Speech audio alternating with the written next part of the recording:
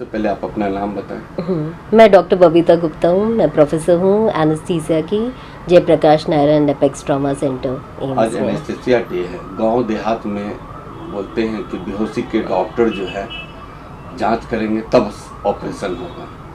क्या कहेंगे आज एनेस्थीसिया डे पे?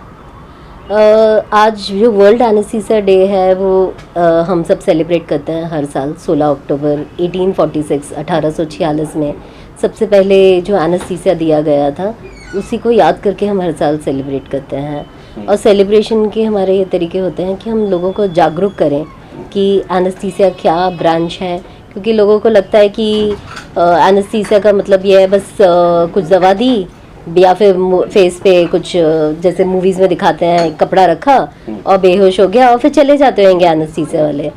पर ऐसा नहीं है। उसकी दिल की हर एक धड़कन, उसकी हर सांस जो हम कंट्रोल करते हैं और उसके सारे जो वाइटल पैरामीटर्स है, जो उसके हार्ट बीट और उसका ब्लड प्रेशर, सब कुछ हमें कंट्रोल करना पड़ता है ऑपरेशन के दौरान। यदि ज़्यादा खून बह गया सर्जरी के दौरान किसी भी वजह से, तो उसे कंट्रोल करना और उसको सेफली रखना शुरू से लेकर अंत तक, ये एक एनेस्थीसियोलॉजिस्ट का काम है। और उसके बाद उसको पेन रिलीफ देना, यदि वो आईसीयू गया तो आईसीयू में भी उसकी केयर करना।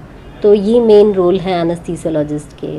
मैडम, पहले गांव देहात में भी लिक्विड आता था ईथर, उससे बेहोश करते थे, मगर अब फॉर्टविन फिनाल और भी है।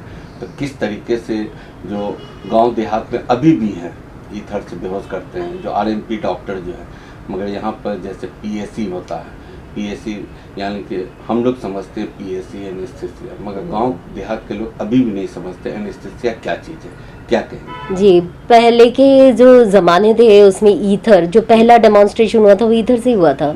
उसके बाद क्लोरोफॉर्म और ये सब चीज़ें आ गई। तो और आजकल मूवीज़ में भी वही दिखाया जाता है कि क्लोरोफॉर्म रखा कपड़े से और बेहोश हो गया। पर यह बहुत पुरानी तकनीकें हैं, ये बिल्कुल सेफ़ नहीं है, इसीलिए ये आजकल नहीं यूज़ होती हैं। देखा गया था कि इससे डेथ रेट काफ़ी थी।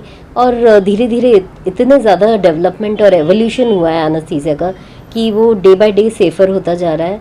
एंड आज जो हम पेशेंट्स को एनेस्थेटाइज करते हैं, हमारे पास बहुत सेफ़ ड्रग्स हैं और एनेस्थीसिया पहले के कंपैरिजन में बहुत सेफ़ हो गया है।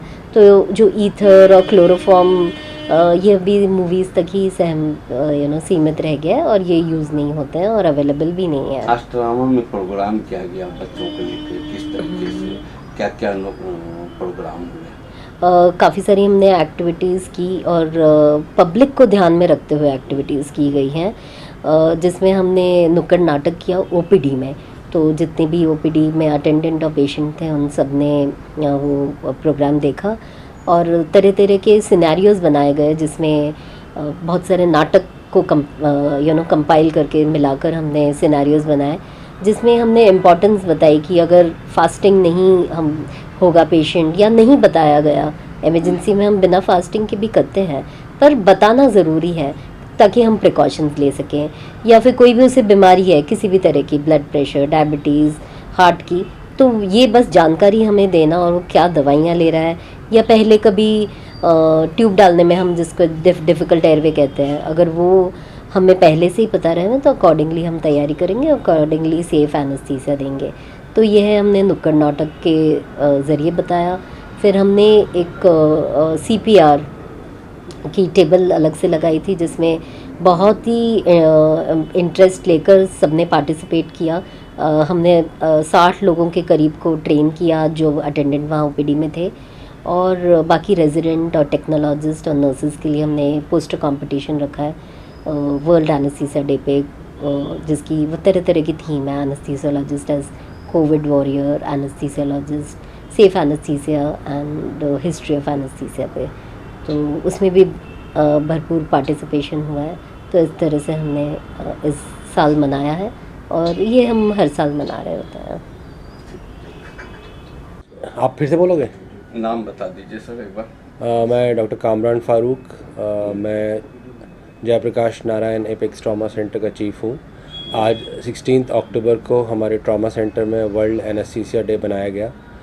इसमें हमने विभिन्न प्रकार के प्रोग्राम्स किए, जैसे कि हमने बच्चों के लिए पोस्टर कंपटीशन रखा, हमने एक पब्लिक के लिए ओपीडी के बाहर एक स्किट की ताकि लोगों को अवेयरनेस रहे कि एनेस्थीसिया में क्या क्या प्रॉब्लम्स होती हैं। इसके अलावा हम लोग सर्टिफिकेट डिस्ट्रीब्यूशन भी करेंगे आज।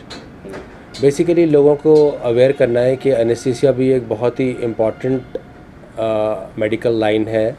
वो लोग सामने नहीं आते, लेकिन जितनी भी सर्जिकल फील्ड्स हैं ये हमारी बैकबोन है। अनलेस एनेस्थीसिया वाले हमारे पेशेंट्स को एनेस्थेटाइज सेफली करें और जो आईसीयू केयर है, जो वेंटिलेटरी प्रॉब्लम्स हैं उनको टेक केयर करें, हम कोई भी सर्जरी परफॉर्म नहीं कर सकते।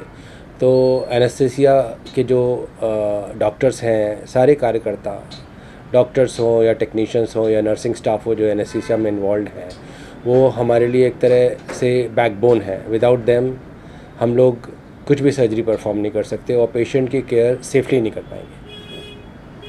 तो सर, यहाँ एम्स ट्रामा जो है इलाज के लिए माना जाता है, मगर जिस तरीके से आप लोग जागरूक कर रहे हैं, पेशेंट का अटेंडेंट हो या कोई भी हो, उसको कितना इससे फ़ायदा होगा?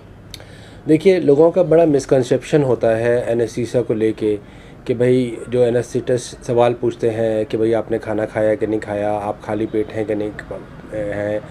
लोगों को लगता है कि शायद ये लोग हमारे बेहोश नहीं करना चाहते, इसलिए ये लोग इस टाइप के सवाल पूछते हैं, लेकिन ये सही नहीं है।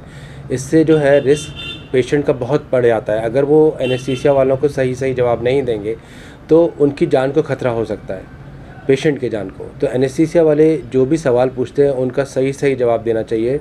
और दूसरी बात, जो उनका रिस्क असेसमेंट होता है, यानी कि जैसे हार्ट की प्रॉब्लम है या लंग की प्रॉब्लम है या कोई भी प्रॉब्लम्स हैं उनको प्री एग्जिस्टिंग, वो बेहोशी वालों को बताना बहुत ज़रूरी है। उसी हिसाब से वो अपना जो बेहोश करते हैं मॉड्यूलेट करते हैं और उसी हिसाब से वो तैयारी करते हैं कि भाई आईसीयू बैकअप की ज़रूरत है, वेंटिलेशन की ज़रूरत है या कोई भी और टेस्ट कराना है या असेस करने के लिए कि उनको बेहोश करना सेफ़ है कि नहीं। तो पब्लिक को हम यही कहना चाहेंगे कि भाई जो बेहोशी वाले आपसे सवाल पूछते हैं या जो एडवाइस करते हैं उनको पूरी तरह फॉलो करें।